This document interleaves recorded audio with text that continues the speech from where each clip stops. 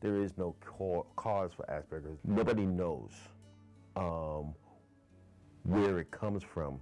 But what I can tell you is that there's two things that we need to know. One is that there's a genetic component to Asperger's and autism, and the other part is that there's some type of environmental, what I would call pollutant, environmental toxin that's usually an interaction between those two things that draws out the characteristics that we know as Asperger's. But no one cause of autism can be used to describe every case of autism.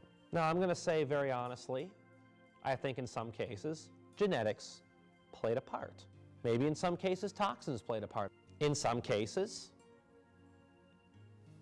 a bad pregnancy could have caused autism.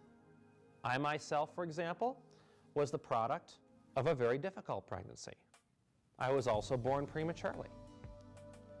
My mother was very stressed when she was pregnant with me.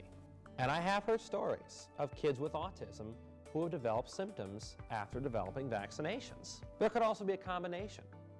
Maybe those children who developed those symptoms after vaccinations were genetically predisposed to not be able to deal with those vaccinations. Or maybe a person with autism had a developmental delay that was brought on by a genetic issue in the family. We do know other disorders, like diabetes and heart disease, run in families. And there are many stories told by people with autism about some eccentric person in their family.